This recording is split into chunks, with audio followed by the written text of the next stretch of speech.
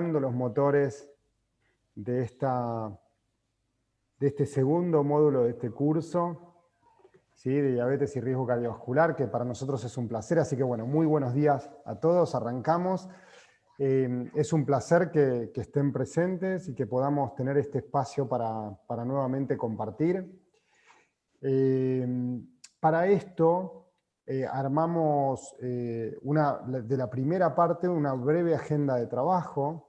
Es sobre esto de las nuevas métricas 2020, lo cual, como hemos terminado el otro día, digamos, nosotros claramente estamos cursando cambios paradigmáticos diabetológicos, y uno de ellos es la mirada diferente de lo que es el objetivo glucémico de nuestros pacientes.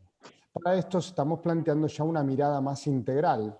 Entonces, en primer lugar vamos a plantear nuevas métricas, pero ¿y por qué? El porqué de tener que recurrir a nuevas métricas si las anteriores, digamos, eran significativamente mejoradas. En segundo lugar, ya vamos a abordar a los otros grupos farmacológicos de nuestro portfolio antidiabetológico para nuestros pacientes, sea eje incretino-mimético y eje de gliflocinas. Y por último, abordar los últimos, la actualización, si se quiere, más de último tiempo, tanto extranjeras, europeas, americanas, toda la fusión, también con la expresión de la Sociedad Argentina de Cardiología y de Diabetes, que se fusionaron, pero bueno, es un mix de todas las características que están hoy en boga hasta 2020, con todas estas herramientas farmacológicas ya con el abordaje de nuestros pacientes. Entonces, para ir agilizando el cuerpito, le voy a pedir a Hugo que me comparta, vamos a compartir la primera pregunta, todos concentrados en pantalla. La primera pregunta sobre todos estos tópicos de las métricas. Miren las métricas. Las métricas refieren ¿qué utilizan ustedes hoy en la práctica como en orden, la realidad, ¿no? Lo que están utilizando en la vida real? Ustedes tienen un montón de métricas, pero ¿qué utilizan en primer lugar? En este orden, hemoglobina glicosilada, glucemia de ayuno, tiempo en rango y variabilidad glucémica en última instancia, la glucemia de ayuno en primer lugar, la hemoglobina glicosilada, tiempo en rango y variabilidad glucémica, o al revés de todo, digamos, utilizan esto de que se llama tiempo en rango glucémico deseado, variabilidad glucémica, el resto de las métricas clásicas, o esta variabilidad ocupando el primer lugar. Con todo esto, con total sinceridad, ustedes vayan respondiendo y después vamos a ir analizando cuál sería el porqué de utilizar una u otra métrica o eventualmente cuál es la vulnerabilidad de algunas de ellas. Ninguna es obsoleta, todo tiene un lugar y un espacio para la lectura del día a día de nuestros pacientes, pero solamente es ver qué están utilizando hoy 2020, 17 de octubre del 2020, un año probablemente para el olvido, ¿no? Probablemente para el olvido. A ver, ahí están votando, vamos a dejar unos segunditos más y compartimos las respuestas. A ver, ahí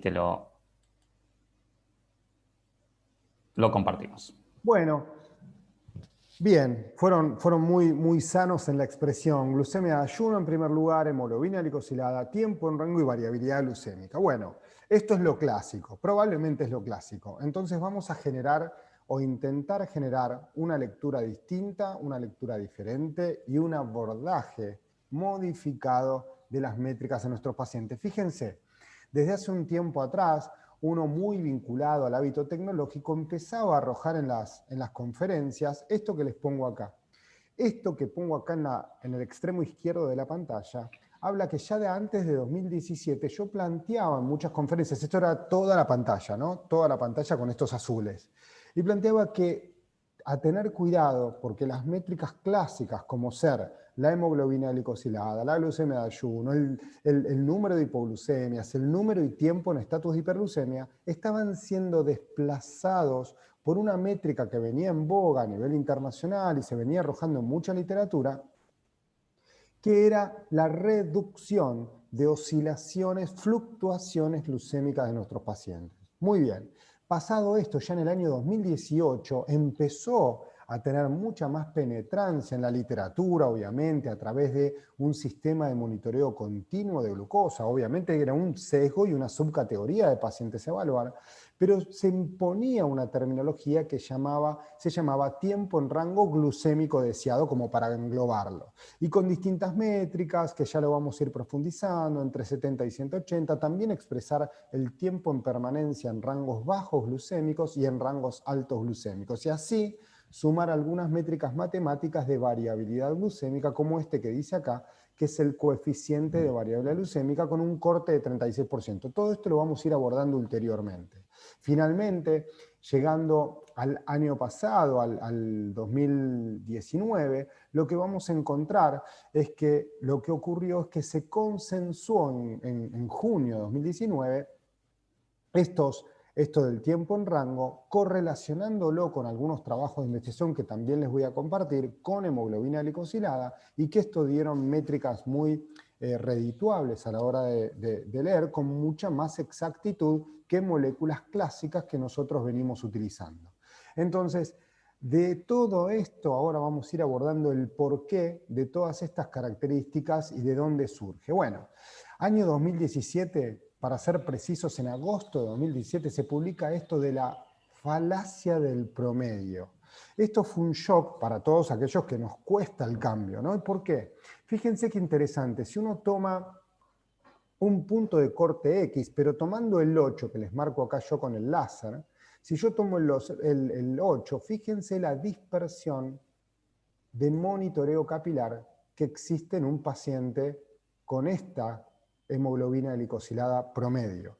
Esto es interesante. ¿Saben el rango que se expresó en esta publicación? Es de 128 miligramos por ciento a 259 miligramos por ciento, tener 8% delicada. Bueno, cualquiera de ustedes me dirá, bueno, pero 8% no es un buen objetivo. Sin embargo, hay población con vulnerabilidad frágil, como lo queramos definir, que las métricas internacionales, tanto en la Asociación Americana de Diabetes o la Europea, plantea que dentro de ese marco de fragilidad pudiéramos ser más flexibles y laxos para aceptar una hemoglobina glicosilada de 8%. Interesante todo esto. Entonces, fíjense la dispersión alrededor del punto promedio. Interesante para seguir evaluándolo. Es así que empezamos a tener o proponer un cambio de lectura y de perspectiva. ¿De qué? De esto, de la mirada del qué hay detrás. ¿Detrás de quién? De esta clásica molécula glicosilada de expresión promedio glucémico. Entonces, ¿qué hay detrás? Hay detrás un amplio rango de valores glucémicos que lo podemos expresar con valores absolutos, pero entendiendo que detrás de la misma hay una sinuosidad, un patrón integral glucémico detrás de esta herramienta. Entonces, a partir de este dato y estas publicaciones, nosotros tenemos que corrernos a lo que es esta nueva métrica de expresión, el tiempo en rango glucémico deseado. Y es así que el doctor Vygotsky, esto en febrero de 2019, publica sobre 1.137 pacientes. Fíjense qué interesante, empieza a correlacionar lo que es la hemoglobina glicosilada y el tiempo en rango glucémico deseado. Fíjense, cuando nosotros tenemos un tiempo en rango glucémico por arriba del 70%, esto evaluado con un monitoreo continuo de glucosa, con dispositivos que miden la glucosa en forma integral, lo interesante es que correlacionaba con hemoglobina glicosilada por debajo del 7%. Esto habla de un tiempo en rango entre 70 y 180 miligramos por ciento. Ahora bien, si yo soy menos laxo, soy más exigente, y soy más estrecho entre 70 y 140 miligramos por ciento, fíjense ya con el 50% del tiempo en dicho rango más estrecho, yo me aseguro también una verdadera hemoglobina glicosilada objetivo. Fíjense que aclaro y resalto lo de verdadera. Y ahora vamos a ver por qué. También ellos pudieron visualizar es que los cambios, el cambio de un 10% del tiempo en rango generaba cambios aproximadamente de un 0.5% de hemoglobina glicosilada y que pudo evaluar que era significativo el cambio ya a partir de un 5% de tiempo en rango de cambio. Esto es interesante porque ahora hay publicaciones recientes donde, bueno, se objetiva eso, a ver cuándo yo cambio un 5% del tiempo en rango, porque claramente es significativo en el impacto metabólico de la mirada global del patrón glucémico. Bien, continuando con esto, y fíjense que yo ahí dejo en forma como esfumado el tiempo en rango en la mitad izquierda de la pantalla versus la molécula promedio, la hemoglobina glicosilada en la mitad derecha de la pantalla. Y podemos decir esto. Si yo tengo muy buen tiempo en rango, claramente, como vimos, me aseguro una hemoglobina glicosilada verdaderamente en objetivo. Esto es así. Ahora, si yo tengo una buena hemoglobina glicosilada, no puedo asegurar un tiempo en rango estrecho, digamos. Tengo un abanico potencial de tiempo en rango. Entonces, ¿esto por qué? Sirve para aclarar, porque uno dice, bueno, si todo correlaciona con una hemoglobina glicosilada, uno pudiera decir, bueno, sigo utilizando la hemoglobina glicosilada, la podemos seguir utilizando, entendiendo que detrás de la misma puede ocurrir un gran abanico de fluctuaciones y oscilaciones glucémicas. ¿Vamos bien hasta acá? ¿Se escucha bien? Perfecto. Ahora, el tema es, por ahí lo vas a tocar después y nada, me lo contestarás después. Si esto es así, digamos, ¿no? ¿Necesitamos tener un montoneo continuo en todos nuestros pacientes para poder sacar el tiempo en rango? ¿O cómo lo trasladamos esto a la mayoría de nuestros pacientes que vemos que son pacientes con diabetes tipo 2, digamos, ¿no? ¿Cómo Bien, conjugamos eso? es interesante la pregunta. Y mira, lo voy a aclarar ahora, aunque después vengan algunas diapositivas que avalen todo esto que vamos a comentar. La realidad es que ¿dónde es más vulnerable la hemoglobina glicosilada? Cuando vos tenés más oscilación glucémica abrupta, digamos, con excursiones glucémicas significativas. Y esto lo podemos llegar a ver en pacientes con algún grado de insulinopenia más marcada, ¿sí? Y con tratamientos que gesten esta oscilación glucémica. Este tipo de tratamiento es, ya sea, en general es el tratamiento intensificado con insulina, ¿no?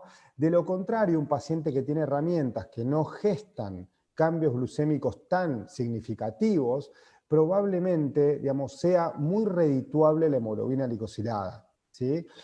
No olvidemos que la variabilidad glucémica, el concepto de estas métricas matemáticas de variabilidad, que ya voy a mostrarlo, del coeficiente de variación, surgen de trabajos que en su mayoría tenían diabetes tipo 2 y que los grupos control de diabetes tipo 2 eran aquellos que usaban insulinosensibilizadores. De ahí surge este corte del 36%, ya voy a ir abordándolo desde otro lugar. Pero lo interesante es que el paciente con diabetes tipo 2 sin agresividad terapéutica pasó a ser un grupo control en cuanto a la oscilación. Y a medida que voy aumentando la agresividad terapéutica, por definirlo de alguna manera, no quiere decir que seamos agresivos, pero sí que la mayor agresividad, ¿dónde se vio agresividad, perdón, la mayor fluctuación en pacientes insulinopénicos absolutos, diabetes tipo 1, pancreatectomizados, etcétera, o diabetes tipo 2 con intensificación insulínica. ¿Mm? Más o menos contesté, ¿no? Perfecto. O sea que allí es donde, digamos, si bien este concepto es para todos nuestros pacientes, es quizás donde jerarquizamos aún más esto de tiempo en rango versus hemoglobina, hemoglobina versus tiempo en rango, digamos, ¿no? Totalmente. Digamos, uno pudiera reformular todo esto y decir cuál es el lugar actual 2020 de la hemoglobina glicosilada, ¿no? Yo arranqué hablando de las nuevas métricas, pero es eso, estamos rodeando el mismo tópico. Entonces, fíjense, la literatura internacional hoy habla de un medio ambiente hiperglucémico, esto definido por la hemoglobina glicosilada. Hoy la hemoglobina glicosilada refiere a eso, un medio ambiente hiperglucémico. Interesante también, son definiciones distintas. Y que tenemos que tener umbrales, límites inferiores, y que todo esto pudiendo expresarlo a través de marcadores matemáticos de variabilidad. Perdona, Entonces, Adrián, porque sí, además no todos glicamos igual, ¿no? Es decir, algunos con muy poca excursión glucémica glican más que otros, ¿no? Glicamos diferente también. totalmente, digamos, el tópico de la glicosilación proteica, y en este caso de la hemoglobina glicosilada, es un tópico que siempre estamos aprendiendo, ¿no? Porque históricamente se habla de que es un producto biológico que requiere tiempo en permanencia de hiperglucemia. Sin embargo, y que no se desacarameliza, no se glicosila, digamos, la molécula, perdón, me hice un trabalengua, a través de valores bajos glucémicos. Sin embargo, cuando los pacientes con muy mal control metabólico y que padecían de hipoglucemias de importancia, estos pacientes en la clínica, en la práctica clínica, tenían hemoglobinas glicosiladas bajas.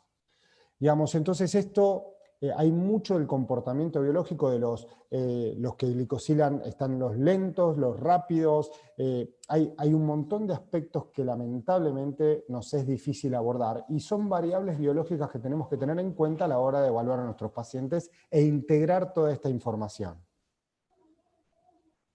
Bien, seguimos con esto. Y acá está lo consensuado. En verde, esto es como colores de semáforo, ¿no? En verde es el rango deseado en los distintos fenotipos de pacientes. Fíjense, diabetes tipo 1 y tipo 2, en general el 70% en este rango más laxo entre 70 y 180, en amarillo y anaranjado todos los rangos de hiperglucemia, así se definen con un rango de hiperglucemia tipo 1, que es por arriba de 180, pero por debajo de 250, y por arriba de 250 es el menor estado, digamos, donde menos tenemos que estar en hiperglucemia. Y en rojo o en bordeaux, digamos, los rangos de hipoglucemia, donde también no debiera superar el 5%. Y así vamos con los distintos fenotipos, digamos, con mayor vulnerabilidad, digamos, que tengan mayor riesgo los pacientes, embarazo y diabetes gestacional. Esto habla de los pacientes con fragilidad. También se pudiera, hay parte de la literatura que habla que los pacientes frágiles con tener más del 90% por debajo de 250 es una buena métrica. Estamos hablando de pacientes con poca expectativa de vida, con comorbilidades extremadamente severas, por lo tanto uno pudiera ser tan flexible como lo que estamos refiriendo. Bien, y fíjense que en el embarazo cambia el rango glucémico, que es mucho más estrecho, entre 63 y 140. Recordemos que el embarazo, si bien no es un objetivo de la charla de hoy, pero sí tenerlo en cuenta que la métrica es mucho más estrecha por las comorbilidades que puede dar el patrón glucémico y los riesgos materno-fetales. Perdón, Adrián, ¿ahí lo sugerirías en embarazo tener estas herramientas en todos los casos? Bueno, y mira, te voy a responder lo mismo que respondí antes, nada más que abocado al embarazo. ¿Por qué? Porque esto va a depender de qué tipo de embarazada yo estoy abordando. Si es una paciente con diabetes gestacional, si es una paciente con diabetes tipo 2, metformina y estilo y calidad de vida, digamos, con condiciones de hábito alimentario. Ahora, todo el resto, insulinopenia absoluta o una paciente con insulinopenia parcial acentuada, se va a ver mucho más vulnerable a la oscilación glucémica. Y además, el otro tópico es que hoy en embarazo históricamente se usaba una hemoglobina glicosilada con mucha exigencia, ¿no? Con valores lo más bajos posibles. Hoy la hemoglobina glicosilada, debido a todos los cambios que sufre el embarazo con hemodilución, con anemia, etc., no tiene valor de hemoglobina glicosilada para su seguimiento intragestación, ¿no? Un dato de color. Es interesante porque, a ver, nosotros, todos aquellos que estamos muy metidos en la especialidad o en el hábito diabetológico, desde un tiempo a esta parte, hasta en algún momento había publicaciones de hacer hemoglobinas glicosiladas semanales porque eso gestaba cambios. Hay publicaciones, como dije, semanales. Y hoy, 2020, no hay valor de corte por la vulnerabilidad que expresa esta molécula por los cambios a lo largo de los 3 trimestres de gestación. Interesante, ¿no? Pero creo que es como volviendo al tópico. Y fíjense, también la literatura ahora muy moderna expresa que este 70% en este rango glucémico es tener al paciente más de 17 horas en dicho rango, un poco para expresarlo desde la temporalidad, ¿sí? Y que expresa que debemos tener menos de 75 minutos en el rango de riesgo por debajo de 70 y menos de 6 horas en rangos fuera de 180, pero en rango de hiperglucemia. Un poco para cambiar la métrica porcentual a rango horario, ¿sí? Horas y minutos. continuamos con esto. Bueno, ¿cómo se mide todo esto? Como yo sé que el grupo es heterogéneo, algunos tienen mucho más abordaje a lo diabetológico, para algunos es un poco, si se quiere, más innovador. Estos son los dispositivos que miden la glucosa en general. Tenemos enzimáticos y no enzimáticos, les hablo, es un resumen 2020, ¿sí? Los enzimáticos tenemos los discontinuos y los continuos. Los discontinuos es el monitoreo capilar, ¿sí? A lo que estamos acostumbrados a medir a diario, preprandial, postprandial, bedtime, en la madrugada, etc. Y después vienen estos dispositivos que se colocan debajo de la piel, digamos, a través de la piel, ¿sí? Transcutáneo, y que lo que hacen es medir la glucosa en forma continua algunos, y otros, como este, perdón, que está acá, que es el freestyle libre, que la mayoría debe conocer, que es el que permitió tener una mayor disponibilidad, no masiva, pero sí mayor disponibilidad a la mayor cantidad de médicos que vemos, volumen de pacientes con diabetes, y que esto requiere un escaneo casi constante en este dispositivo que está colocado en el subcutáneo. Y fíjense lo interesante, bueno, estos van mejorando la performance, digamos que esto está medido con el MARD, que es un porcentual de dispersión con la métrica gold estándar, que es la glucometría capilar, lo cual ningún sistema de estos es perfecto, sufre de vulnerabilidad y variación, y que todos estos van evolucionando, no todos los tenemos acá, yo les muestro como una evolución, ¿sí? Este no está en nuestro país, este sí, pero está solamente asociado por el momento a una bomba de insulina, y este todavía tenemos el Freestyle Libre 1, y este es el 2 que está en Europa. Fíjense que van mejorando esto que es el MARD, que está recomendado que sea por debajo del 10%. Yo les voy dando como títulos generales, ¿sí? Si quieren, alguien abre el micrófono y me quiere preguntar algo puntual, se lo voy a poder responder, espero poderlo responder sin ningún lugar a duda. A ver, y del otro, en el extremo derecho de la pantalla, hay otras metodologías que tampoco tenemos en el país, que son no enzimáticos, que se llama Eversense, que este es un cilindro que se coloca en un bolsillo subcutáneo, tremendo, que es un polímero que al interactuar con el intersticio, en el tejido intersticial, interactúa con la glucosa del tejido intersticial y genera una reacción de fluorescencia. Esta reacción de fluorescencia es capturada por este dispositivo que está pegado con un adhesivo en la superficie muy contigua al cilindro, y esto a su vez va a enviar por Bluetooth a una plataforma de celular, ¿sí?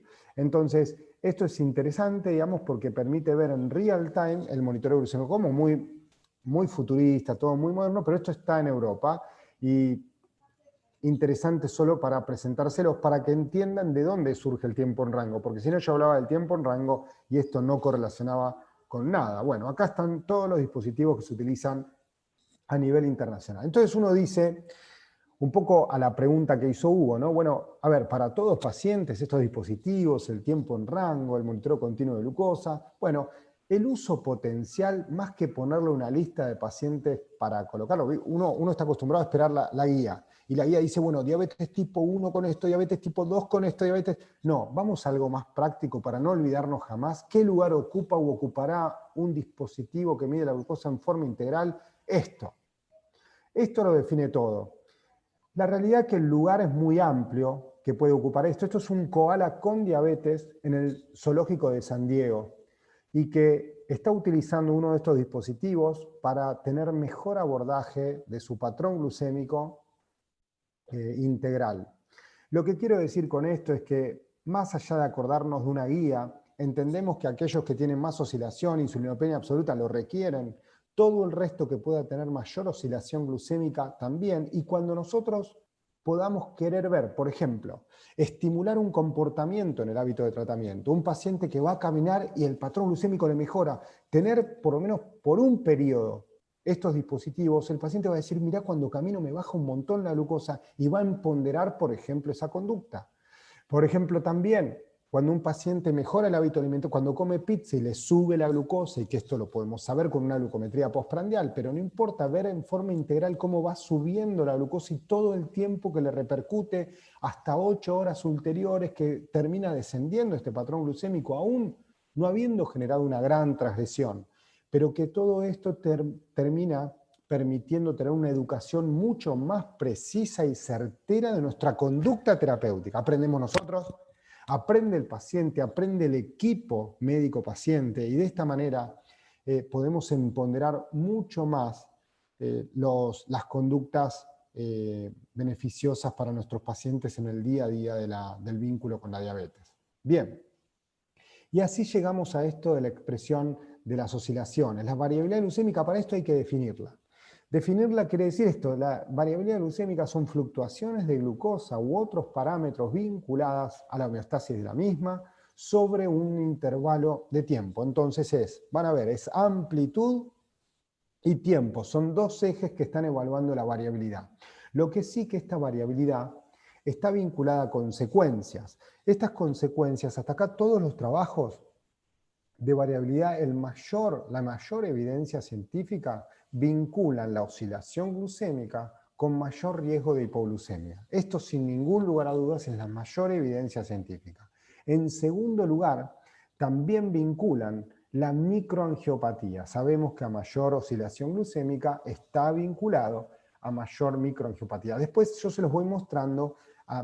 Todo tiene evidencia, pero van perdiendo nivel de evidencia. Hasta acá entonces por lejos la hipoglucemia, en segundo lugar la microangiopatía, y en tercer lugar lo que es el evento duro, la macroangiopatía, y también hay literatura que a mayor variabilidad el paciente se encuentra con peor humor, mayor irritabilidad. De hecho, seguramente todos nosotros en la práctica diaria podemos escuchar familiares, parejas, etcétera, que dicen la paciente, cuando vos tenemos suerte y mejoramos el patrón glucémico y las oscilaciones, te refiere y dice, vos sabés que está de mejor ánimo, está mejor. Y sí, esto se ve en la práctica, pero hay estudios con encuestas de calidad de vida que son subjetivos, pero sí que están estandarizados a nivel, validados a nivel internacional, que encuentran que el paciente se encuentra con un mejor humor y menor irritabilidad al reducir todo esto que vemos en pantalla. Las oscilaciones, el patrón de variabilidad como métrica moderna a evaluar.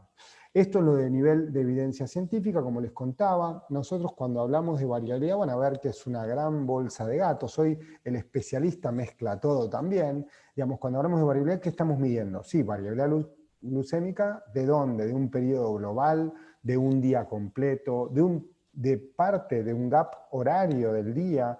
Estamos comparando día tras día, estamos comparando distintos periodos a lo largo del seguimiento del paciente, variabilidad a corto plazo, a largo plazo. ¿Vieron la ensalada que hice con todo esto? O sea que difícil es entenderlo. Bueno, variabilidad glucémica incluye todo esto que les contaba. Y lo que queda claro hasta acá es que, si bien la mayor evidencia es relacionada a la hipoglucemia, no se sabe bien si es la hipoglucemia que está gestando mayor oscilación glucémica o bien la variabilidad glucémica que está provocando riesgos de hipoglucemia. Entonces, hasta acá sigue siendo una discusión en esto de que es literatura bastante actualizada. Bien, y fíjense qué interesante acá. La variabilidad glucémica se encuentra en todos nuestros pacientes, incluyendo en personas sin diabetes. Fíjense, en mitad izquierda de la pantalla hay oscilaciones glucémicas de menor jerarquía, pero que estos son sujetos con páncreas funcional íntegro. Y que la mitad derecha de la pantalla, esto es un perfil de 48 horas de un paciente con insulinopenia absoluta, y donde las oscilaciones, lógicamente, sobre todo en fenómenos prandiales, en fenómenos de eventos de comida, se ve que es verdaderamente, potencialmente muy significativa. Hasta acá, lo que hace, para definir esta variabilidad, se toman estas oscilaciones que superan el desvío estándar, un desvío estándar.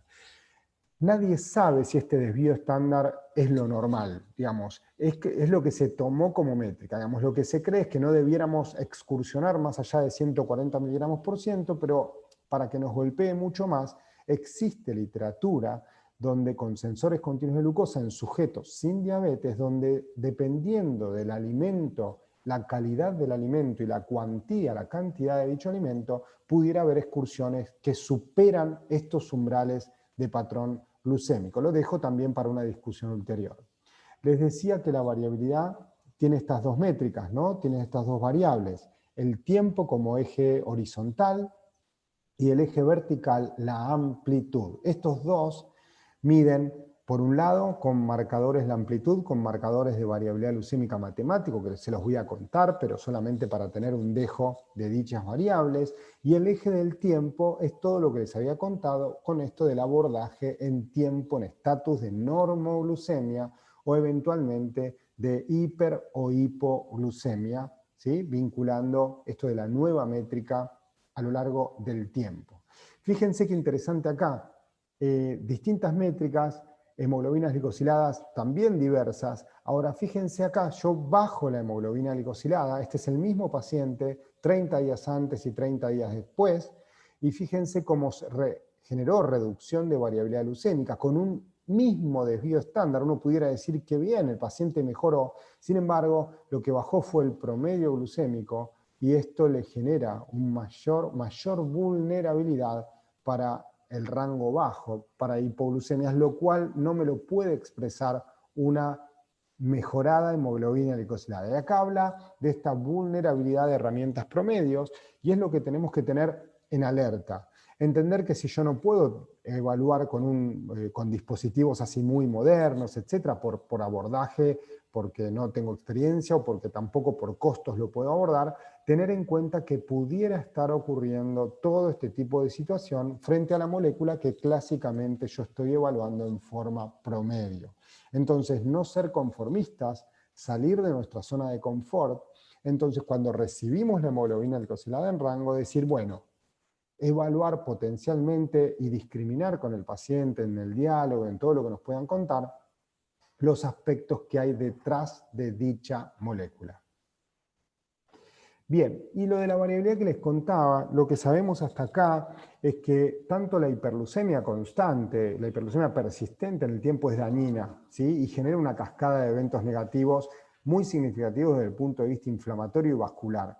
Ahora, la hiperglucemia fluctuante parece ser más agresiva, por eso esta flecha tiene mayor grosor, y de hecho hay estudios básicos en cultivos celulares, de células endoteliales del cordón umbilical, el doctor Serielo, que publica muchísimo de variabilidad, año 2000 esta publicación que puso cultivos de estas células en una concentración alta y persistente de glucosa, y en otro cultivo de las mismas células con concentraciones alternas, normoglucemia, hiperglucemia, y que encontró una mayor apoptosis de dichas células cuando la concentración de glucosa era alterna. Esto entendiendo como hipótesis de trabajo que esta oscilación glucémica pudiera ser más nociva para este tipo de células con mayor vulnerabilidad a esta expresión. Entonces lo que vemos es que hay una cascada negativa más significativa con la fluctuación glucémica en lo que es procesos inflamatorios,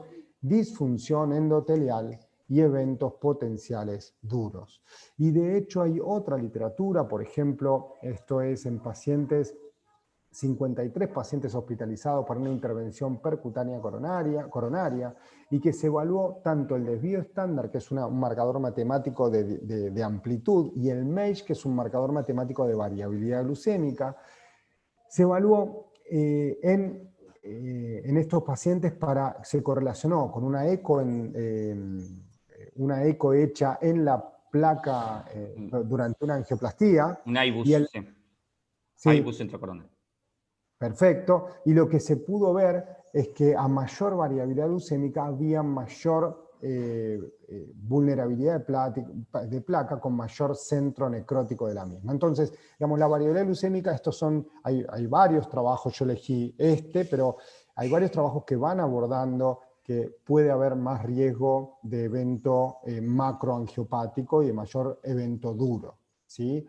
Después yo les contaba que cuando hablamos de variabilidad hay una gran melange, digamos, hablamos de tiempo variable, digamos, puedo correlacionar distintos gaps de periodos de un mismo día, distintos días e interrelacionarlos, distintas semanas e interrelacionarlos, o bien tomar puntos, valores puntuales glucémicos, como en este caso, el valor de glucemia de ayuno. Bien, y lo que se vio a nivel de estudios poblacionales, que la variabilidad en la glucosa de ayuno, a mayor variabilidad, había menor sobrevida de dichos pacientes. Y esto mucha literatura al respecto. Uno recuerda año 2010, un estudio en el Lancet a nivel poblacional, pacientes que 18 miligramos por ciento por encima de 100 miligramos por ciento matinal generaban mayor mortalidad vinculable a todas las causas relacionadas a cáncer, no cáncer, vascular, no vascular. Sin ningún lugar a dudas, la expresión de una variabilidad glucémica, aún siendo puntual, está expresando alguna oscilación o dispersión, disglucemia muy representativa a lo largo de un periodo más prolongado que un valor puntual. ¿Por qué digo esto? Fíjense qué interesante esto. 4 días de un mismo paciente. Voy a marcar la glucemia de ayuno, ¿sí? 4 puntos con gran dispersión. Entendiendo y vinculándolo a lo poblacional, vimos que este tipo de pacientes tiene menor sobrevida a largo plazo, totalmente. Ahora, ¿saben lo que estamos viendo acá? Teniendo la opción de poder correlacionarlo con una mirada integral del patrón glucémico, lo que estamos viendo tanto a lo largo del día como en el periodo nocturno, hay un potencial, teniendo yo una gran variabilidad de glucemia de ayuno, tengo un gran potencial de disglucemia durante el periodo más, si se quiere, selectivo del día y más representativo porque es el 33% del periodo glucémico del día, la noche. Y la noche, de alguna manera, si yo no la puedo controlar, ya arranco mal porque perdí el 33% y ya si voy a las métricas modernas que requieren un 70% en grandes objetivos, claramente yo perdí al levantarme. Entonces, un gran objetivo es poder controlar el periodo nocturno porque es el más representativo y además es la condición de menos variables. Estoy hablando de una noche estandarizada, digamos, con sueño y no con comidas durante la noche, lo que pudiera ocurrir en una pandemia hostil como la que estamos viviendo. Pero sí queda claro entonces la variabilidad de estos valores glucémicos puntuales están expresando una gran dispersión glucémica en horas persistentes en el periodo nocturno. Esto es lo que tenemos que tener en cuenta. Entonces, fíjense a modo de ejemplo y para interactuar, que es muy interesante, le pongo un paciente, esta es una chica que tiene 2 días con monitoreo capilar preprandial, 4 monitoreos capilares, que de alguna manera todo es 100 y pico, o alguno en normoglucemia absoluta, pero todo en 100 y pico uno pudiera hasta definirlo adherente al paciente. Son 2 días, yo entiendo, pero apelo a vuestra imaginación. Entonces esta paciente, lo interesante es que tiene muy buenos valores, la podemos definir como adherente, nosotros siempre con el monitoreo capilar 4 veces por día lo podemos definir como adherente, pero recordemos, me pregunto si uno pudiera hacer algo, siempre recibimos diario de monitoreo capilar, y uno toma conducta con ese diario de monitoreo en general, no siempre se tiene tecnología. Entonces, con estos valores difícilmente alguien se anime a tomar una gran conducta porque son pocos días, pero miren lo que ocurrió detrás de esta paciente en realidad. Esto yo cotejé, es un paciente real, con monitoreo capilar real y con un sensor continuo de glucosa profesional realizado en la misma paciente detrás de cámara.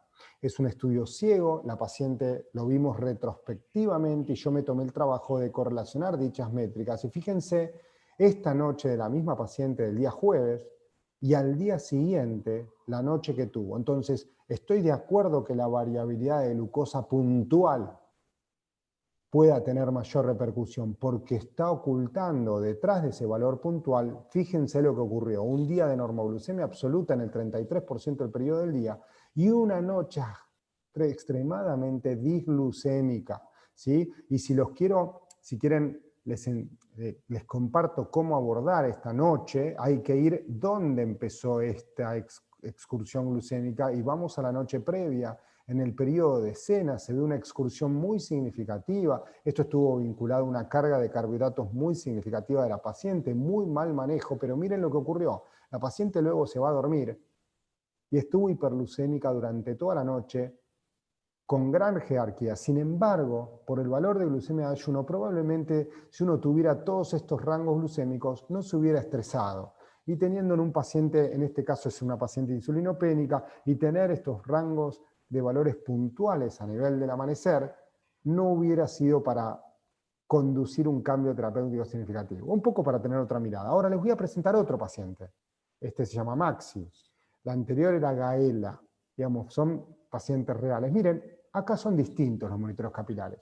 ¿Se animarían a tomar una conducta? Son 2 días, pero apelo a vuestra imaginación.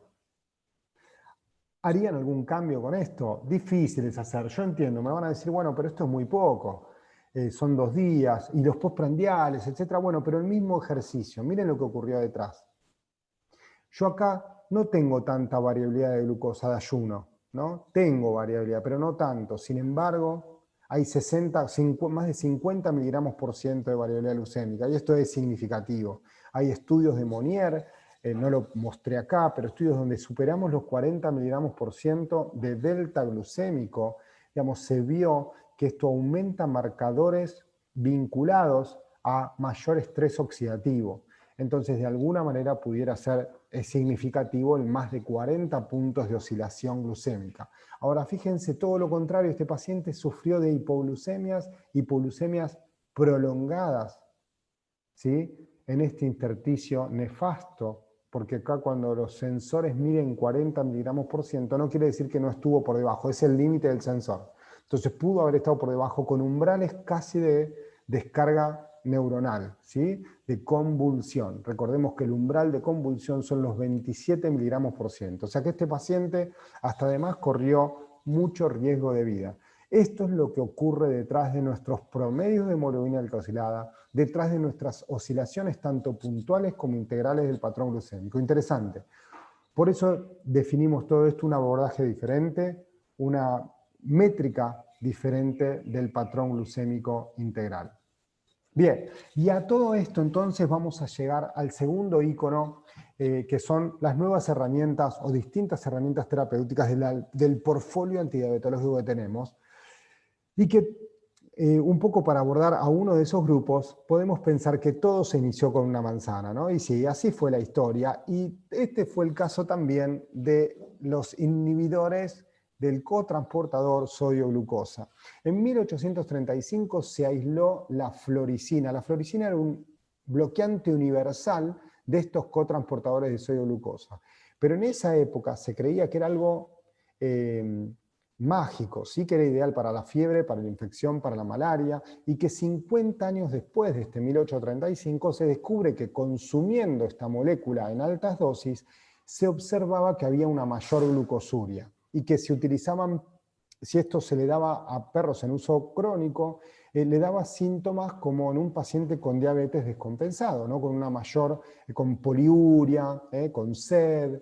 Muy interesante esto. Ahora, luego de del 1900 fue utilizada para evaluar la fisiología renal. Y así es que la historia condujo que en 1970 se pudo aislar en el túbulo proximal el cotransportador de sodio-glucosa, y que a fines de 1980 resurge el interés por esta molécula. Saben que las primeras evaluaciones en sujetos sanos con floricina, como era un inhibidor universal, y hay cotransportadores por todos lados, incluyendo el tubo digestivo, otros subtipos, el número que le vamos a poner al SGLT2, el SGLT, el subtipo 2 que está en el túbulo contorneado proximal, pero hay otros en el tubo digestivo, y que cuando se utilizó esto daba unas diarreas profusas con riesgo de vida. Por eso se postergaron muchos de estos estudios hasta poder refinar y ser más selectivos en el subtipo actual. Evolutivamente se vio que en ratas pancreatectomizadas casi totales, esta molécula de gran impacto normalizaba la glucemia de ayuno. Por lo tanto, de alguna manera habría un gran espectro en lo que era el potencial tratamiento de la diabetes. Y así llegamos a la segunda pregunta que le voy a pedir a Hugo que compartamos.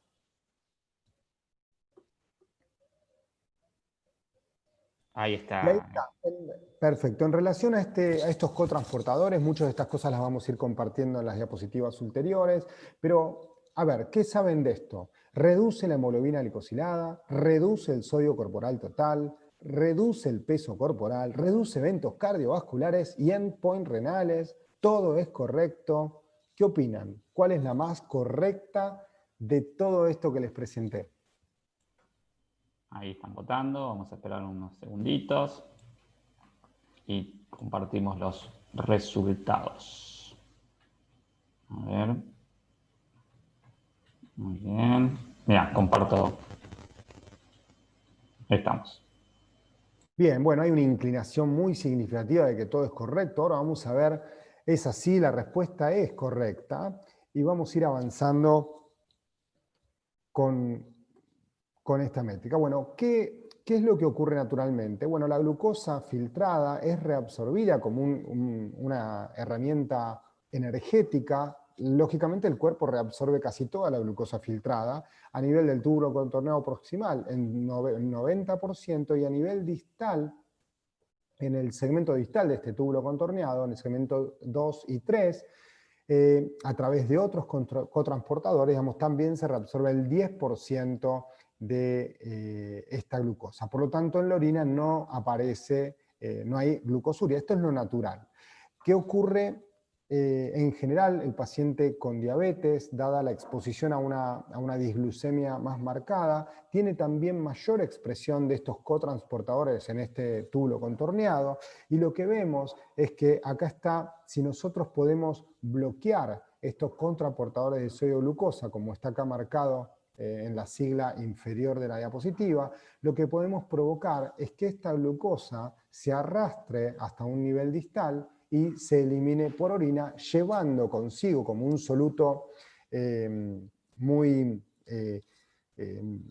digamos, por un tema de, arrastra sodio en el andar. Entonces conlleva este bloqueo de sodio-glucosa la pérdida de dos herramientas muy importantes, tanto desde el patrón glucémico como el impacto a nivel vascular hemodinámico de estos pacientes. Y es así como este bloqueo genera un impacto no solamente metabólico, sino algo mucho más integral con un impacto sistémico, ¿sí? Bien, y esta es la aparición de glucosa. Cuando perdemos glucosa, obviamente perdemos sodio y glucosa, pero la glucosa, recordemos que también tiene una carga calórica y se calcula que se pierden aproximadamente unos 240 calorías diarias. Por lo tanto, también pudiera, esto para ir pensando todos los impactos que fuimos coincidiendo con la respuesta de la pregunta anterior. Entonces, acá está todo el resumen de lo que pudieran gestar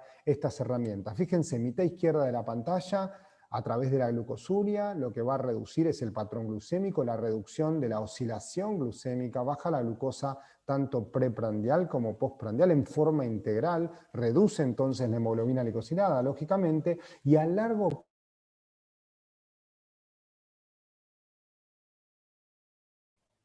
¿Estoy muteado? Ahora no. Ahora no, ahora no. Ahí va. Bien, lo que ha ocurrido, digamos, es que se pudo ver en estudios densitométricos una reducción de grasa esplácnica, de esta manera impactando hasta significativamente en una grasa metabólicamente muy negativa, como todos conocemos. Entonces, todo esto vinculado a una reducción de fenómenos de glucotoxicidad muy significativos desde el punto de vista metabólico estricto, ¿sí? Mitad izquierda de la pantalla. Ahora, mitad derecha de la pantalla, vinculado a la pérdida este es el efecto metabólico, a la pérdida de sodio. Fíjense, hay reducción del impacto a nivel de la pared arterial, reducción de la presión arterial, y hubo y se encontró un impacto muy significativo en todo lo que son las métricas y variables de presión a nivel de la estructura vascular renal. ¿Sí? Esto también en endpoints renales se redujo mucho de los objetivos en forma muy significativa de lo que es la reducción de la macroalbuminuria, reducción de evolución a un reemplazo renal, ¿no? A estatus dialítico, bueno, un montón de aspectos positivos desde el punto de vista renal. Y entonces este impacto de volumen a nivel de pared miocárdica, etcétera, y hay un montón de hipótesis que yo no voy a poder abordar todo, pero este menor impacto en la pared miocárdica también se vio vinculado a una reducción de arritmias ventriculares, etcétera, y que todo esto en cascada, el efecto hemodinámico y el efecto metabólico, concluyen un impacto muy integral que todavía seguimos pensando en muchas hipótesis de trabajo sobre estas herramientas, pero que claramente nos permite visualizar a esta entidad diabetológica en forma con este abordaje diferente, un abordaje desde de múltiples miradas y un impacto verdaderamente sistémico. Y esto es así que la mayoría de glucosúricos, la mayoría tenemos nosotros, que es empagliflozina, canagliflozina y dapagliflozina, pero también está ertugliflozina, y que todos estos, fíjense, que han reducido tanto eventos duros vasculares como esto de lo renal, ¿sí? En general la gran mayoría, con alguna sutileza que no quiero abordar, si no lo dejamos para las preguntas ulteriores, pero sí en general tuvieron este impacto agregado a lo metabólico, probablemente por la combinación de estos efectos. No es que lo metabólico no tuvo impacto en esto, no, probablemente sí es sumado, pero hay algo más, y algo más que todavía no hay ninguna literatura, nada que pudo definir algo puntual como para poder entender todo el mecanismo integral. Todo el tiempo, mes tras mes, se arrojan hipótesis de mecanismos a través de otros receptores no LSGLT a nivel del miocardio, bueno, un montón de hipótesis muy interesantes a nivel mitocondrial. Interesante, pero entendamos que esto fue el efecto global. Así rápidamente, porque el tiempo nos apremia, pero sí entender de estas dos herramientas antidiabetológicas que les contaba ahora, vamos en una sola diapositiva a recorrer las incretinas. Esto fue un gran desafío para mí preparar esta diapo. Entonces, como vemos en el extremo izquierdo de la pantalla, es lo que sabemos del efecto incretina, ¿no? Para definirlo por la heterogeneidad del grupo. Entonces, ¿qué? Lo que se vio es que si yo estimulo con glucosa endovenosa o glucosa por vía oral, había un diferencial de secreción de insulina, ¿sí? Con mayor secreción a favor de cuando había un estímulo oral. Esto permitió tener un abordaje distinto y una interpretación diferente, entendiendo que el estímulo oral había algún péptido intestinal, alguna herramienta intestinal de secreción que generaba una mayor secreción de insulina. Y es así como se entendió que este fue el efecto incretina. Así se entendía también que a través de una comida había una mayor secreción de esta herramienta, del GLP-1, de distintos péptidos intestinales, no solamente el GLP-1, y que su vida media endógena era muy corta a través de una enzima que es la dipeptidilpeptidasa 4, que es la que degrada rápidamente estos péptidos endógenos que actúan preferencialmente en la situación prandial. Y así surgieron herramientas terapéuticas, inyectables en este caso como agonistas del receptor de GLP-1 con menor homología al GLP-1 humano, y el análogo de GLP-1 con una homología al GLP-1 humano que supera el 90%. Y por el otro extremo, los inhibidores de esta enzima que prolongan la vida media de este GLP-1, optimizando también el recurso del péptido endógeno, ¿sí? Pero que igual, para que tengan idea, cuando uno da un inhibidor de PP4, incrementa un 15 o un 30% la concentración en el tiempo del GLP-1, y cuando uno aborda con un inyectable de esta herramienta, este péptido intestinal, este inyectable medido en sangre supera dosis, son dosis suprafisiológicas, 180% en concentración, por lo tanto, hay que entender que el impacto es mucho más significativo desde el punto de vista clínico. Ahora, a lo largo del tiempo, este desarrollo farmacológico, el primero era el que vemos ahí arriba en la pantalla, digamos que era de vida media corta, el exenatide, que una vida media de 4 a 6 horas, y esto tenía que aplicarse en 2 comidas principales, y de alguna manera era muy saciógeno en evento agudo. A lo largo del tiempo hubo mayor desarrollo farmacológico, después apareció el liraglutide con una vida media de 12 horas y que era más prolongado y que se aplica una vez por día, y hoy ya en el mercado internacional y en el local tenemos herramientas semanales con una aplicación semanal con un impacto muy significativo en todas las características metabólicas y también en características renales y vasculares, con una inyección semanal, esto lo vinculado a la adherencia. Recordemos que en estas entidades crónicas la adherencia es cuasi un flagelo.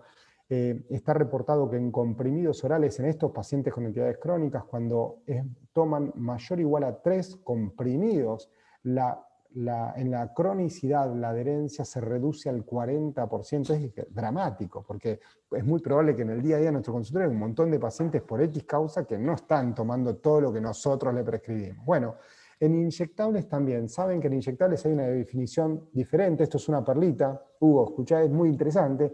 Digamos, cuando es en terapéuticas inyectables, se define adherencia cuando el paciente cumple con más del 80% de lo prescripto. Y existe una subcategoría que es la adherencia relativa, que es cuando la misma se empieza a perder en un incremento del número de aplicación, de inyección. Esto es interesante. Entonces, adherencia, la pérdida del 80% y la adherencia relativa cuando se pierde con mayor número de inyección. Por lo tanto, tener una aplicación semanal en esto que también tiene un montón de remedios el paciente, un montón de farmacoterapia adjunta, coadyuvante, hace significativo el andar de estos pacientes. Bien, evoluciono con estos tópicos. Estos son los efectos un poco resumidos en una pantalla.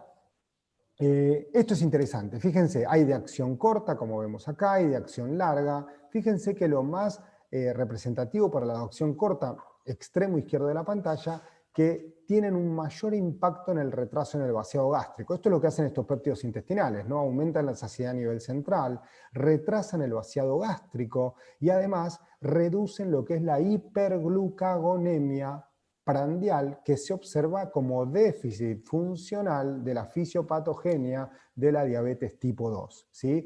Por otro lado, vemos en el extremo derecho de la pantalla que los de mayor vida media van perdiendo algo de la estructura. Por ejemplo, el vaciado gástrico se ve mucho más para los de acción corta, y que estos tienen un mayor impacto a nivel saciógeno y a nivel metabólico global.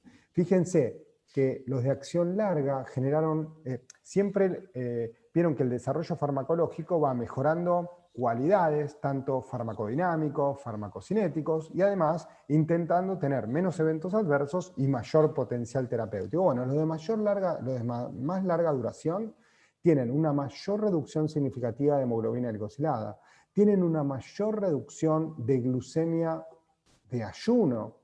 Esto es realmente significativo porque estos fármacos al comienzo, como impactan, vieron que el GLP-1 se libera preferencialmente en un hábito prandial. Bueno, lo que se esperaba que el impacto era solamente a nivel prandial. Bueno, lo que estamos viendo es que los de mayor, cuando se cambia la farmacocinética de estas herramientas, también tuvieron impacto mucho más global del patrón glucémico, tanto preprandial como postprandial. Y como les contaba también, se ha encontrado una reducción de métricas hemodinámicas, como la reducción de la presión arterial, la reducción del peso en un promedio de 2 a 3 kilos, dependiendo de la herramienta que estamos utilizando, pero ese es el promedio en la mayoría de los estudios. Tal es así, que desde un tiempo a esta parte hay literatura que se plantea esto: si no es el momento de cambiar el podio de la farmacoterapia antidiabetológica. ¿Por qué? Porque la metformina pasó mucho tiempo, la metformina tiene menos impacto global, y si uno piensa en el octeto aminoso que habíamos compartido en la charla previa, y que la metformina, ¿por qué tiene que estar siempre en el icono central, ¿no? En el icono central del uso terapéutico? Y bueno, que tendríamos que balancear muchos conceptos. Por ejemplo, que la metformina en realidad actúa preferencialmente sobre la insulinosensibilidad hepática, la insulinosensibilidad central. Aún así, como vimos anteriormente en el módulo previo, la metformina tiene un poco de todo, es muy noble, y de ninguna manera yo estoy derrocando a la metformina, estoy compartiendo lo que se está planteando a nivel internacional de así como picanearla a la metformina. Obviamente aquí con los problemas de costos, un montón y teniendo la metformina casi en un hábito diario, probablemente la metformina esté. Pero bueno, tener en cuenta este planteo, y que el GLP-1 o herramientas así más modernas, digamos, tienen más mecanismos fisiopatogénicos con un accionar un poco más sistémico, y que de alguna manera inclinaría la balanza para, ¿por qué no?, potenciar un inicio terapéutico no con metformina, sino con una herramienta diferente. Dejémoslo así para una discusión ulterior. Y estos son todos trabajos donde se visualizan tanto los análogos de GLP-1 como los agonistas del receptor sobre endpoint duros, ¿sí? Sobre estos eventos MACE, que es infarto no fatal, ACV no fatal y muerte cardiovascular. Y lo que se vio, yo les voy a marcar que para aquellos que son análogos del GLP-1 se vio una reducción significativa en estos endpoint vasculares, ¿no? Estos endpoint duros. Y por eso es que también, vamos a ver ahora cuando les muestre un poco las guías internacionales, se está inclinando en alguna subcategoría de pacientes con algunas características la balanza para que en ese subgrupo de pacientes tener, si se tiene la posibilidad de poder acceder a esta farmacoterapia, utilizarlos en dicho subgrupo de pacientes. Entonces, fíjense, esto es la SAD y la SAC. Digamos, si yo tengo el manejo de la hiperglucemia en pacientes con diabetes tipo 2 y patología y enfermedad cardiovascular arteriosclerótica. Entonces, como siempre, las guías proponen distintos rangos de hemoglobina glicosilada, etcétera. Lo que se está proponiendo es que precozmente, si yo tengo un paciente con este compromiso, con esta comorbilidad, precozmente a la metformina, digamos, desplazar herramientas clásicas luego de la metformina y utilizar estas herramientas con este impacto vascular como comentamos previamente. Y así va ocupando un lugar diferencial a lo largo de los distintos rangos de hemoglobina glicosilada. No importa con qué, pero sí sumar frente a esta comorbilidad este tipo de herramienta, y yo se los fui marcando a lo largo del algoritmo. Entonces lo que queda claro es que probablemente el inicio, la metformina la tenga el paciente en estas características, pero donde tiene esta comorbilidad, intentar utilizar herramientas que tienen un impacto demostrado, publicado, con aval científico sobre reducción de los endpoint duros. Fíjense acá, parece ser todo lo mismo, pero acá cambia, es el paciente con diabetes tipo 2 y alto riesgo cardiovascular, no solamente aterosclerótico, digamos, que tenga una mayor disfunción miocárdica, acá lo mismo, independientemente del rango de hemoglobina glicosilada, que acá son un poco más laxos por la comorbilidad, ¿no? Pacientes de mayor riesgo. Las guías en general son más laxos con la hemoglobina glicosilada. Después de haberla criticado tanto en el andar, Dios mío, este 7.5, pero no importa, esto es lo que ocurre. Ahora, lo mismo que se plantea en forma más temprana, y si el paciente es naive de tratamiento, ya les voy a mostrar después de esto, utilizar herramientas que tengan un impacto de mayor protección en estas características de pacientes presentados. Y así, si el paciente tiene diabetes tipo 2, pero su fracción de eyección es extremadamente baja, por debajo del 40%, y el paciente, si no tenía metformina, directamente arrancar con este grupo farmacológico, con las glifosinas, como les conté, por esto del impacto tan hemodinámico de la reducción de sodio en forma abrupta. ¿Sí? De hecho, yo no les mostré curvas, pero tienen una característica, estos beneficios se dan mucho más tempranos, en pocas semanas de su uso, versus lo que son los sincretino-miméticos, los análogos de GLP-1, que parecen tener un efecto mucho más trófico a nivel de su receptor y requieren mucho más tiempo para efectivizar estos datos a nivel vascular. Bien, y acá lo mismo, digamos, la gran modificación que en este tipo de pacientes, si no estaban con metformina o la metformina estaría contraindicada por dicha comorbilidad, utilizar de inicio este grupo farmacológico. Bien, de hecho, fíjense qué interesante, esto es del Colegio de Endocrinólogos Americanos, donde planteaba ya inclusive en guías de intensificación de insulina, y esto es muy interesante, lo dejo así como un dato de color diferente. Fíjense, a la hora de intensificar con insulina, hay una subcategoría de utilizar herramientas, cualquiera de estas que intervienen en el evento prandial, pero que no es insulina. Y esto ya desde hace unos años atrás se viene planteando, y es loco que en una guía de intensificación insulínica pongan herramientas no insulínicas. Pero bueno, esto es lo que ocurrió. Son herramientas que tienen impacto prandial desde el patrón glucémico, y de alguna manera uno pudiera estar con este juego de hacer un basal, insulina basal plus en vez de insulina prandial, utilizar esta herramienta al menos para algún grado de impacto glucémico potencial. Bueno, y así evolucionamos con otras guías, y algo interesante también, que fíjense, cuando uno tiene un paciente, estos son las guías internacionales, guías europeas, donde se plantea que si el paciente es virgen de tratamiento y tiene muy alto riesgo cardiovascular, directamente utilizar, como muy bien comenta la SAD y la SAC, utilizar estas herramientas, tanto glifosinas como GLP-1, para estos tratamientos con enfermedad ya preestablecida o alto riesgo cardiovascular como primer línea terapéutica. Esto es el gran cambio, por eso lo queríamos compartir, porque son guías muy, muy actualizadas. Después, Lo mismo si el paciente ya venía con metformina, tempranamente reemplazar, digamos, vieron que las guías nacionales se cotejan con las internacionales. Y por último, comentarles que en el algoritmo terapéutico metformina y cualquier herramienta del abanico del portfolio antidiabetológico, sulfodrogas, etc., fíjense que a la hora de llegar a la insulina por claudicación, por frustración, por requerimiento de mayor potencia,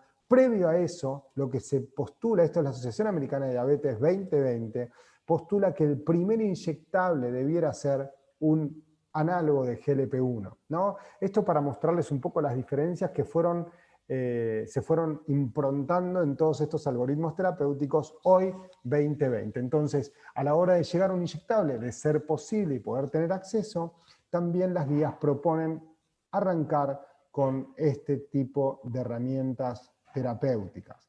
Bien, con esto yo compartí todo lo que es la parte académica de la primera parte. Si quieren, voy a dejar de compartir esto para abrir a un diálogo, discusión, preguntas, compartir Perfecto. lo que gusten. Adrián, perfecto. Bueno, primero los animamos entonces a que efectúen sus comentarios y sus preguntas, ya sea por el chat o pueden levantar la mano y entonces habilitamos micrófonos o lo prenden, no hay ningún problema. O nos los piden por el chat. Mirá, Matías pregunta, ¿cuáles son las preferencias para decidir indicar un inhibidor de SGLT2 o un análogo de receptores de GLP-1? Si es solamente la fracción de eyección. Bueno, a ver, si vos tenés todo el potencial, tenés un armario con todas las herramientas para poder utilizar y no tenés ninguna restricción, es cierto, las guías quieren poner como una divisoria que siempre hablando con Hugo, uno es muy crítico y Hugo claramente también, de decir, bueno, si este paciente tiene más compromiso aterosclerótico, voy a elegir una herramienta GLP-1 símil. Y si tengo más falla de bomba, más insuficiencia cardíaca, voy a elegir, y en realidad en general van compartidos En el estos medio. eventos, ¿no? Tienen un poco de todo. Entonces, desde ese punto de vista, bueno, si tengo un paciente claramente con esa fracción de eyección deteriorada, voy a utilizar de inicio para desprecargar el volumen, etcétera, esta combinación de impacto metabólico con un inhibidor del cotransportador sodio-glucosa. Pero la realidad es que probablemente si no tendríamos factores de costos o alguna dificultad, la combinación pudiera ser un potencial muy significativo para este tipo de pacientes, ¿no? No sé Totalmente. si vos querés agregar algo. Sí, comparto de que por ahí hay algunos extremos que uno claramente definiría más por uno por sobre otros, pero que la mayoría entran en un terreno gris en donde cualquiera de las herramientas, o inclusive ambas, podrían ser de utilidad, digamos, ¿no? Y entonces, por ejemplo, siempre pongo este ejemplo, si es un paciente panvascular con obesidad, probablemente se beneficie mucho con un agonista receptor de GLP-1 porque hay mucho componente aterosclerótico vascular y además sabemos que impacta más en términos de reducir de peso un agonista receptor de GLP-1 que un inhibidor de SGLT2. Entonces ahí yo me orientaría, si tuviese que elegir uno, ahí. Y por el otro lado, si mi paciente ya tuvo insuficiencia cardíaca, independientemente de la fracción de eyección, o tiene fracción de eyección reducida, aunque todavía no hizo clínicamente insuficiencia cardíaca, bueno, ahí los inhibidores de SGLT2 tienen un rol muy importante. Y a esto le sumo el tema de la caída del clearance. La insuficiencia renal también, los inhibidores de SGLT2 han demostrado ser, digamos, inclusive independientemente del control glucémico, más efectivos en reducir la progresión de la declinación de la función renal. Si bien los agonistas receptores GLP-1 también tienen impacto renal, pero básicamente en términos de reducir la progresión de albuminuria, que en definitiva y a largo plazo eso también protege al riñón en su función global, pero digamos, ya tenemos trabajos que los inhibidores de CGLT2, independientemente inclusive del control glucémico, porque se fue explorado en pacientes sin diabetes inclusive, en el DAPA-CKD, nos muestran que también enlentecen la caída de la función renal. Por eso es que si hay nefropatía, probablemente uno se inclina más hacia un inhibidor de SGLT2. Y aprovechando esto, Adela pregunta, ¿GLP-1 y glifosina en insuficiencia renal? Bueno, un poco esto es lo que estuvimos conversando. No sé si querés comentar algo más, Adrián, con respecto a clearance y digamos, hasta cuándo podríamos usar estos fármacos. Bueno, todo esto está en franca discusión. En realidad, si uno se rige por prospecto, dependiendo cada uno de los glucosúricos tiene un prospecto diferente hoy por ANMAT y alguno tiene menos restricción. En general, se sabe que hasta 60 no hay ningún inconveniente. Algunos cruzaron el umbral hasta 45 y hay quien lo sugiere o lo coloca hasta el 30 mililitros minuto. El problema de todo esto es que también hay estudios en pacientes con insuficiencia renal de mayor jerarquía y que se ve que si bien los efectos metabólicos no son significativos, la natriuresis continuará. De hecho, en el EMPA-REG hubo un subgrupo por debajo de 30, por arriba entre 30 y 15, y que lo que encontraron es que el efecto sistémico hemodinámico también se sigue construyendo y que tienen mucha protección. La mayoría, todos los glucosúricos tuvieron el impacto renal, estuvo por encima del 40% de reducción de los endpoints renales. Es muy significativo, digamos. Sí. Se habla de una reducción de fibrosis en la célula tubular, se hablan de mecanismos que todavía no se conocen, hay un montón de discusiones, son todas hipótesis sumamente interesantes. Hoy, como fueron tan positivos en el descenso, digamos, no nos preguntamos mucho más, no hay una gran pregunta para hacerse, sino ir observándolo y haciendo la farmacovigilancia y la experiencia todos juntos. Total. Entonces, perdón. No, sí, dale. Aclará, si querés aclarar algo más del Claro, clínico. no, es muy interesante esto. Y a medida que vamos construyendo evidencia, vamos corriendo los límites, ¿no? Como vos decías, antes decíamos 60 de clean, después 45, ahora la mayoría están en 30, algunos 45 todavía. Pero eso se va a correr porque claramente se está construyendo la evidencia de este impacto renal de estos inhibidores de SGLT2, inclusive con valores más bajos. De hecho, estudios, por ejemplo, en insuficiencia cardíaca, tanto con EMPA como con DAPA, incorporaron pacientes a partir en el EMPA, en el EMPEROR, que fue empagliflozina en pacientes con ICC, independientemente del estatus de diabetes o no, incorporaron pacientes con clínicas hasta de 20, en el DAPA-HF, que también fue pacientes con insuficiencia cardíaca, independientemente de la glucemia, incorporaron pacientes hasta con clínicas de 25, el DAPA-CKD, que incorporaron pacientes todos con nefropatía. Entonces, se está construyendo esa evidencia y seguramente los límites van a ir bajando. De hecho, las últimas guías renales, las famosas guías CADIGO, sugieren en pacientes con diabetes, con nefropatía, metformina más inhibidores de SGLT2, es decir, como efecto nefroprotector,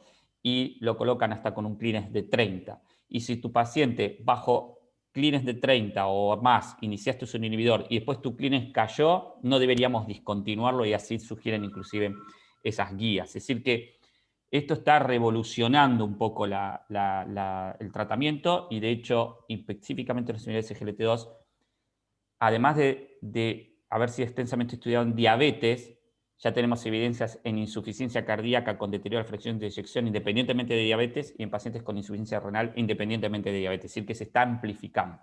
Y con respecto a los GLP-1, que sí están estudiados específicamente en diabetes, todavía hay trabajos que están haciéndose independientemente de la diabetes en nefropatía, se pueden utilizar inclusive con un Cleanest hasta 15, tanto Dula glutide como liraglutide, que son los que tenemos actualmente en el mercado.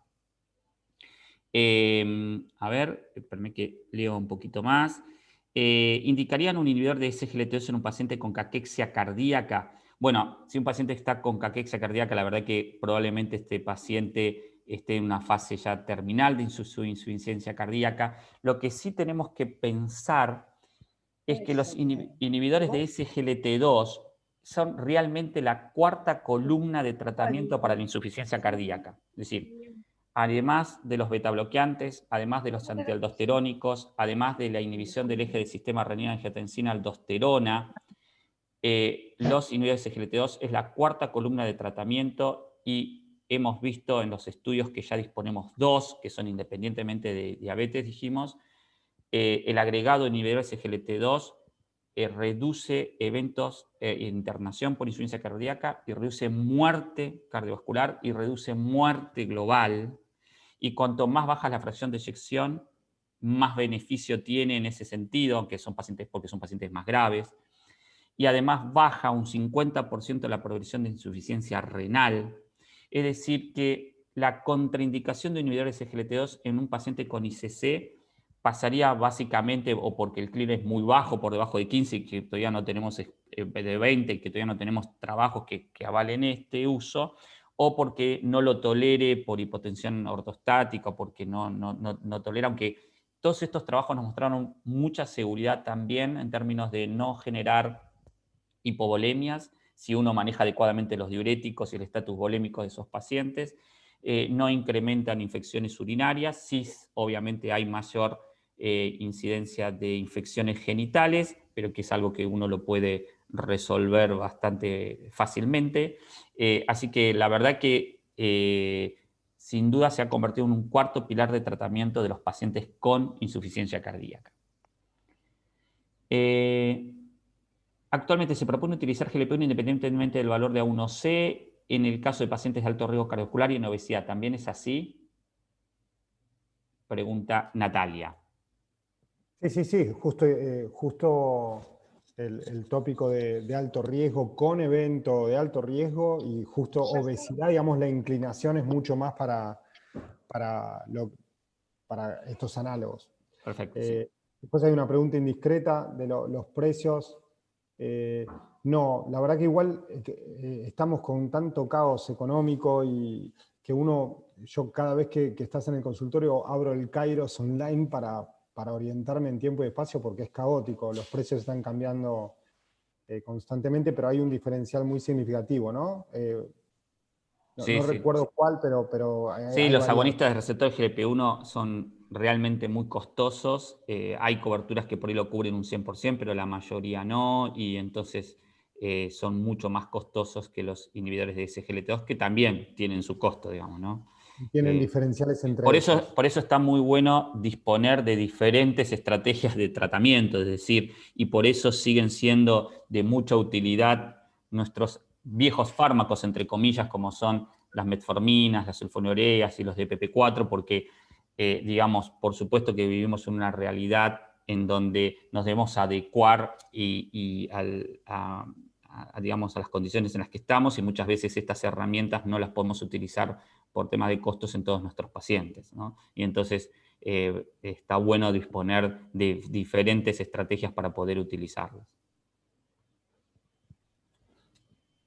Perfecto. A ver si hay algo más. Si alguien quiere hacer algún comentario, por supuesto, les abrimos el micrófono, no va a haber ningún problema.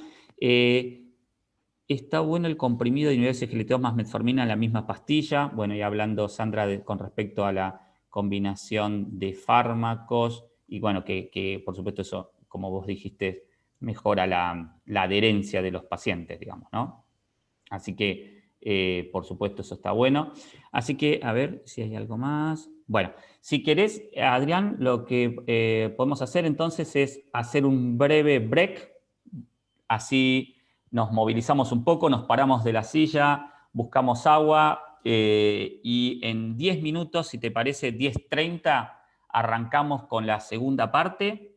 Perfecto. ¿Te parece? Nosotros les pedimos que alguno por ahí tiene un nombre diferente o usa la máquina de algún familiar, etcétera. Si pueden en el chat como poner su nombre, presentarse, y de esa manera nosotros podemos tener el registro de la participación. ¿De quién están participando? Perfecto, exacto. Ahí, así que mientras quieren en esta pausa, vayan colocando sus nombres y apellidos allí en el chat, y así ya los tenemos registrados.